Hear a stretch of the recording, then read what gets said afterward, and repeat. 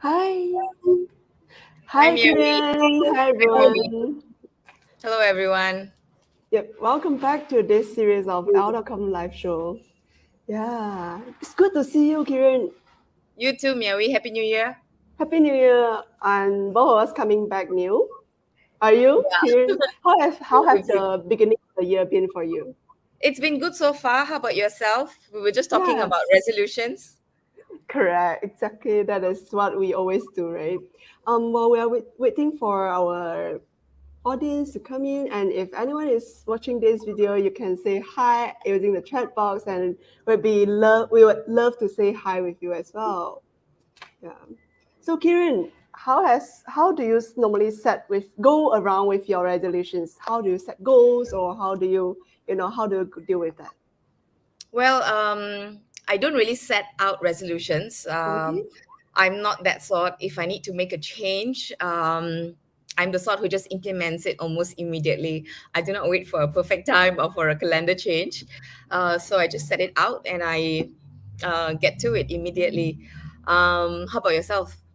Well, that sounds quite familiar for me as well. I think the perfect time to do anything is always the time when you think about it, like it come across your mind, then you go towards it. And I think New Year for me is like alignment, and you review your goals, and then you look forward to something. And there's this new perspective for me this year, which is the realization that a new year is not just about fresh beginnings, but also continuing moving forward. Agreed. And I think that links to what we would love to share with everyone today. Yes. Pareto Principle. Have you heard about it, Kiran? Oh, well, no, until I read this article, no. Yeah, the slide is here, right? Yes, Yeah, it is. it's a Thank you, Matt. okay. Thanks, Matt. Yeah, I think there's this interesting history from this article. Maybe Kieran, you want to share with everyone how this principle come about, and I think that history itself is quite interesting. I never knew about it. It actually comes from plants or something like that, right? Yeah, so actually this principle, the Pareto principle, actually was Okay. first gauged when Pareto, an Italian gentleman, Mm. noticed that 80% of his healthy peas in his garden came from just 20% of the pods. Yeah, and so that's how we came. He actually developed this principle called the Pareto principle, where 80% of productivity comes from 20% effort. Yeah. Which means 20% of the elements or pillars actually decides the rest, and it sets the The tone for yes, all. Oh my yes, god, that is really yes, interesting. decides on the 80% of the outcome. Yeah. Yeah, I noticed it. Okay, there's this question from our audiences. How haven't you heard about it? Oh, now we are aware of it, right? And we'll be identify all the 20% in our work. And I believe it's applicable and accessible everywhere. Right? It's at Yes, workplace or even at education center. As students, I mean, yes, I used to focus on 20% of certain syllabus when I used to be a student. But how yes. about workplace? Like, how have Yeah. your working experience been? How do you notice this as well at workplace? Yeah, actually, if you think about it, the Mm, 20%, or rather the chunky bits that we put down or we work upon, actually determines the final product, which is the 80%. So, what I feel mm, is important as to how we can implement it, I was just thinking about it, is, mm, by ensuring that the foundation, that means when we kick off a particular thing that we're mm. working on, a particular project we are working on, I think the what is essentially is getting Yes. the start right, because that lays the foundation. Yeah. So I think that is very, very important if you want to achieve your 80% results. Yeah. Yeah. Mm. Do Yeah. you have And any tips? Okay, yes, I maybe do. Kiran, you want to go? Yeah, yes, I do. Yeah. And I was Yeah, just sure. talking to you also about how we can implement this. If you're a Mm. teacher, and educator, you know how now everything is done online. Yes. Kids are being taught online, tuitions are online, all sorts of activities are online, even extracurricular activities. So Yes. how can teachers ensure, or how can teachers apply this principle? Generally, basically, is ensuring, well, the teachers have to discuss, or rather, the educators have to determine what is that chunky 20% they want to spend time teaching.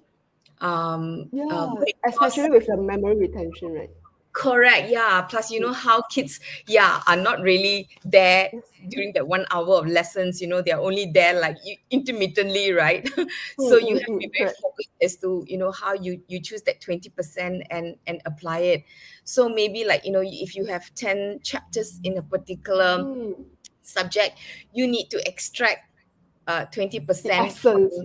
yes, the essence, and then make sure that is delivered properly, you know Mm, yeah, mm. and just like that example we were chatting about earlier, like Yes, in math, for correct. foundation, for me, what is most essential is getting your additions, your subtractions, your divisions, and your multiplications Perfect. perfect. Once you have got that perfected, then when you study time, or you study about units, i.e. your kilograms, or you study currency, how to or how you use money and things like that, all that will fall very easily into place if you got your additions, your subtractions, and your divisions, Mm. and your multiplications in Then we place. get everything right. Correct. Yeah. So that's your 20%. That is your chunky bits. Then you Mm. can apply it across the board in anything that you study. Yeah, and also I think what I appreciate about this article is this one more thing which it mentioned. I think we are very used to applying or noticing this like workplace, education center, institutions, and it says actually the 80% of our joy, our fulfillment as a person in life comes from that 20% of people. Maybe it's a small chunk of close friends or quality activities that we spend on. And I think it's really interesting that you highlighted that. Yeah. So true. Do So you do true. you find that resonating Yeah. with So you as that got well? me thinking as well, Yeah. because who we spend our time with, usually it is that circle of friends and Mm, family members that we are really close to that gives us that 80% of joy, that takes up a lot of our WhatsApp messages as well. It is that close circle of friends. So of mm. course that got me thinking as well, as to how I want to continue spending my time with people who give me that joy, who give me that love, who give me that comfort, Oh. you know. Mm, mm, So mm, mm. and once I know my 20%, then I know how I want to build on that relationship further. Yeah, my go-to people. So how do I want to look after my go-to people after this? Chatting with you inspired me to realize that we could always back up or to protect that 20% of our Yes, time or the priority so that everything will go into places. Right. yes, To that's right. close this, I think, is that the tips that we want to Yes. highlight and spread with? So yeah, Do that's you what have we any should. add on? Yeah, that should be our parting point, isn't it? Find out what is Mm, your 20% in everything that you mm, do, be it mm, in the management of your company, your employees, mm, how you are studying, any decisions that you're making in your life. Figure out what is your 20%, because that really determines your 80% results. yes, sure, That is the amazing. takeaway point for sure. Mm, mm, Figure mm, out what mm. is your 20%. Right after this, I'm going to align back my 20% in every aspect of life. All the best Yes, here in this. we got some Uh, homework to do. That's right. yeah, and also for everyone watching this, let's figure out Yes. our 20%. Yes, let's dig out. Yes. Let's decide what our 20% will be in 2022. Yeah, all the best. Okay. All right. Mm, So moving on, we have a very special guest yeah, who is joining us from Melbourne today, Ilona Charles. I'm She so is, excited. yes, Mm, that, yeah, if we can have Ilona. Yes, hi. Okay, so Ilona, she is the CEO and co-founder of Shilo People. Shilo is a world-leading provider of on-demand human resources professionals. Yeah, Ilona Charles is also the author of HR for Impact: Practical Steps for HR Leaders to Build Influence and Thrive. Yeah, so if we can just have Ilona join us. Hi, Ilona. Hi, how are you? hi, We're good. Ilona. We're good. How are you doing? Very well, thank you. Thanks for having me. Thank you for spending your afternoon with us. Yeah, maybe before we get down to discussing your article, which is published on our website, perhaps you want to share with our viewers what you do? Yeah, sure. We just mentioned the book, so we can talk about that later. But so Shilo People is an organisation my co-founder and I set up only 2 years ago. So Shana Peters and I, that's where the name came from, Shana and Ilona. So you can work that out. But so our business is really here to disrupt HR a little bit, to be honest, and that's a bit of the premise of my book as well. But we provide human resource professionals across the whole range of human resources, for short to medium term. We're not a recruiter, so they're consultants. We bring them onto our bench and then we place them into organisations to help with whatever HR they might have. So we have junior people right through to senior, specialists, generalists, you name it, we have it. And we offer our clients a really quick, fast service with really highly capable HR people. So that's sort of it in a nutshell. I could keep going, but I know we've got questions to get to. So Fantastic. That's great. Okay, moving on to why we have you here with us today. Perhaps in your article, what can COVID teach us about HR? You spoke about three themes consistently applied by successful HR throughout the pandemic. Maybe you would like to elaborate a bit more about the three themes that is applicable beyond COVID. Yeah, absolutely. And these three themes are what my whole book is focused on. So the core of my book is around these three themes. So if you want more information than today, you can go and find it there as well. So absolutely applicable beyond the pandemic, very applicable not only to HR leaders, but probably a lot of leaders generally as well. But that was my target audience. So the first theme is commitment to the business. And what I really mean by that in the context of human resources is HR professionals really need to know and understand their business really, really well. So not the business of HR, or human resources, but the business they're actually working in. So if it's a software business, then understanding who are the customers, what are the drivers of performance, what are the revenues, all of these things that a lot of HR people don't either think they need to know or just don't know. They focus just on their HR world. But to do HR really well, you need to understand your business. So that's the first theme. The second is delivering with integrity. And what I mean with that is that, and this I do think is a little bit unique to HR leaders and professionals, in that rightly or wrongly, there is an expectation that HR leaders will role model the values and behaviours expected of all employees in the organisation. And they become really the custodians of those values and behaviours for the organisation. That doesn't absolve everyone else of living and breathing the right behaviours and values, but HR does need to, live what they tell everyone else to do. And unfortunately, in my experience, I've often seen HR people not living those values or behaviours, and that's really incongruent for people, employees, and an executive team.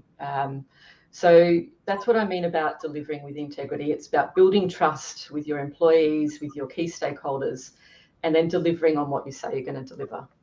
So that's what that theme is about. And feel free to ask, delve in a bit more if you need to.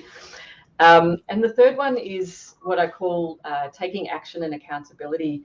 And this is nicely links to what you were just talking about, actually, with the Pareto Principle. So often HR is accused of over-engineering processes, policies, rules,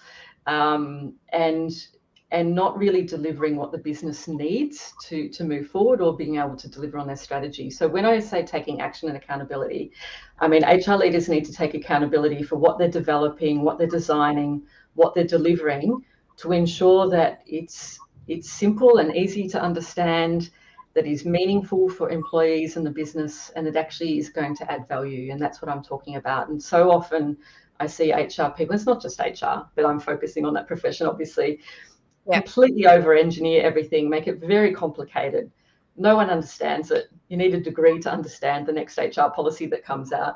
That is not helpful to anybody. So those themes are applicable well beyond the pandemic, but we have seen them, play out quite strongly. And I think HR has taken a really pivotal role and a really great role through the pandemic, in my experience anyway, to deliver to those themes that I just talked about. Okay. So yeah, actually, that's this entire topic. It's so interesting because we are really moving to really the new normal, and we were talking about we at work. We were just talking about what the future holds for us, and how it's going to be different. What the future of work is like is really a big question mark. Yeah. So let's get into that. Let's discuss the future of work. Yeah. We've It's such a read huge topic. reports. It Yeah. is, yeah. And I know we don't have time for that, but let's just discuss that. I mean, like, we've read reports and research telling us that it is and it will be hybrid. Yeah. So what sort of challenge will this pose to HR and to businesses as far as togetherness, collaboration, and psychological well-being is concerned? Tell us more about this. Yeah, and look, I think the first thing I'd say is I don't think it's in the future. I think it's now. So I think Yep. we've had nearly everywhere, I think globally, we've had 2 years of needing to work and live very differently. So I think we're living it right now. I think the challenge will be holding on to some of the positives, actually. So from an HR perspective, it was a huge challenge right at the start. They had to, quickly enable millions of employees to work from home. A lot of businesses that were not set up for that at all. Or, they might have had sporadic working from home, but nothing on the scale that we have seen. So HR, where HR, not all companies have HR, I should just say, but where HR exists, they were pivotal in supporting that move to home.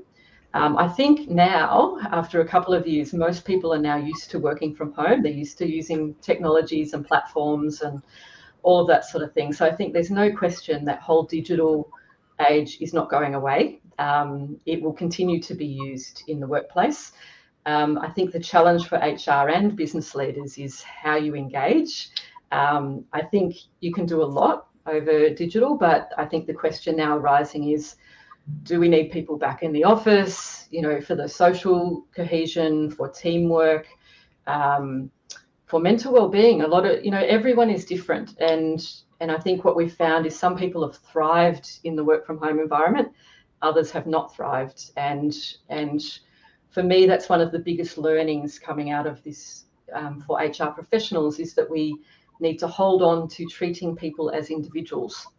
And I'll probably touch on this again later, but I think the rise of the individual rather than an employee being a widget, a resource that we just manage on whole is gone. We need to be nimble, we need to move fast, we need to cater to employees' different needs and wants. And I think that's one of the biggest shifts that we have seen and that we need to continue to see. Because I actually think our employees have valued that. They've valued being seen as a person and being treated. But look, there are some other things that I think that we need to be conscious of. And, we touched on this a bit earlier when we were chatting, that blurring now of home life and work, very, very blurred. Instead of working from home, we're sort of living from work is a saying I heard. Which is sort of, that blurring where we're ending up working lots of hours, way more than we normally would, not taking breaks, not walking, not getting physically active. So all of those things, whilst there is a certain responsibility, I think, for individuals to take on that for themselves and manage, I do think HR and business leaders need to be very cognizant of it and be very aware and be encouraging people to move and to take time out and to talk about other things just other than work. So I think there's lots of things to be conscious of, but that blurring of digital work home, I think, is a real challenge for everybody. And I don't think there's a simple solution for HR or for anybody, but it needs to be consciously addressed, I think. So we have a question here, Ilona, from one of our viewers who says, "Hi, Ilona, what future of work are you not looking forward to? And for those who are perhaps not so optimistic about it, what would you say to them?" Oh, what future of work am I not looking forward to? I'm not sure. I'm not looking forward to anything. I think what I've just talked about in terms of being able to, for me personally, I've been able to balance my life really well, and maybe that's a bit unique to me. I haven't had to homeschool kids, so I'll put that out there. That's been a big challenge for people. But the idea of going into the office when I need to be in the office for the right types of work and being able to do the rest of the work at home and spend time either doing other things that I need to do, as long as I'm delivering the outputs that I need to for my work, then I actually think this new way of working is brilliant. I'm not looking forward to anything in that respect. But I guess to answer the second part, for those who perhaps are not so optimistic, I probably need to understand a bit about why. Is it the ongoing pandemic and the threat of that and health and well-being? I do think there is a big issue around health and well-being.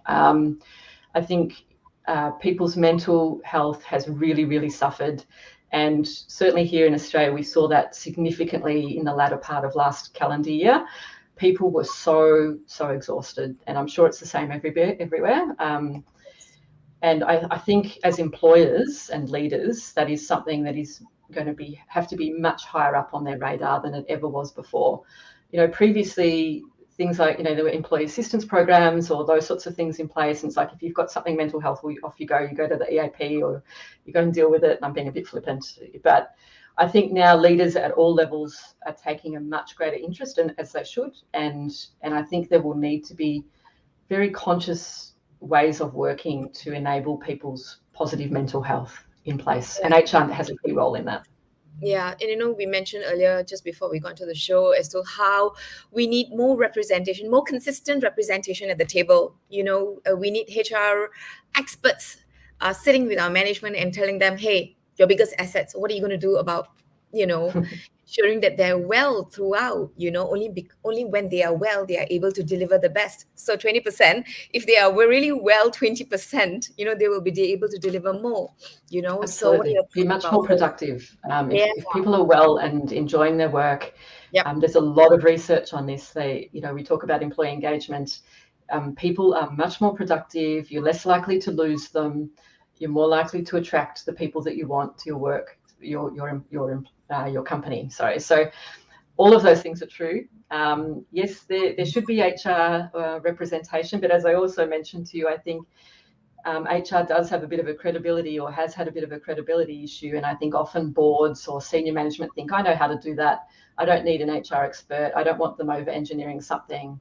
I know what I'm doing. But the reality is people are very complex, and not everyone does know how to deal with people. Yes. Right. And you don't have a one solution that fits all. No, you need to be very adaptable in your thinking and have a lot of empathy. Yes. Which for me is an understanding of where people are coming from, and I think that's really, really important as a leader, that empathy piece as well. Great. Yeah, maybe we can just move on to our final question for the afternoon. Yeah, if there is anything the pandemic has taught us, is about being relevant, and that means we have to learn, unlearn, and relearn. So never stop learning seems to be the new mantra. So what are your thoughts on this? I couldn't agree more. I think it's very hard to unlearn. Something I learned is that you can learn new things, and they can take over the old things that weren't so good. But it's very hard to unlearn a habit or something. True. But there's a lot of talk, and this is a bit of jargon, around learning agility and adaptability. For me, they are very key attributes, and I think everybody, no matter what your role, but particularly leaders, need to be learning all the time. There's a real danger if someone thinks they've learned everything they can possibly learn. You're always learning. Yeah. Those that think they already know everything do not make good leaders, quite frankly. So you need to be open to new ideas. You need to be open to learning. And one of the things I'd say on this last question is, we have a lot of, younger people coming up through the workforce, millennials, Gen Z. Yep. In fact, some researchers said that I think 75% of our workforce will be millennials by 2025. That's not far away. Yes. And the research has also shown that those people have mostly, on the most part, enjoyed working like we have been working. They've enjoyed the greater flexibility. They've enjoyed the hybrid working, working from home, being held to account. So what I think would be the worst thing that could happen is if leaders and managers go back and insist on everyone working the way they were working before the pandemic. They will lose people. And in this current environment where there is actually a workforce shortage around the world, they will not keep their best people. They will lose them very quickly. They will not attract the right people, and productivity and their business will go backwards, like as simple as that. So I think very powerful statement there. yes, there's no question in my mind that and I have seen evidence already of some leaders already wanting to revert back and make sure everyone's in the office 9 to 5. And I think that is really, really poor decision, to be honest. So hopefully I haven't offended any of your viewers, but I don't think so. This is how the future is going to be. So, it is tough, but this is it. Yes, exactly. This is it. Exactly. Yeah. Okay, I think that's about the time we have for this afternoon with you, Ilona. Thank you so much for spending your afternoon with us, and drop us a line and keep in touch. Yes, thank you so much. Thanks for having me. Thank you, Ilona. Okay, Meow, do we have something left before we go off? Yes. Well, I think we were talking about HR and we talked about the Pareto Principle. I think it all links back to productivity and keeping things efficient and simple, which links to the video we were really happy to share. Yes. Yep, So we have the final segment, which is when we play a short video, and it ties up very nicely, isn't it, Meow? Yes. We've been discussing, right, the Pareto Principle and productivity. So yes, Matt, you can play this video now. Since we are talking about productivity, let's watch this video by Jamie Andrew. Thank you, everyone. Have a good afternoon. Hey there, it's Jamie Andrew again, and I'm back at Leaderonomics to give you another nugget.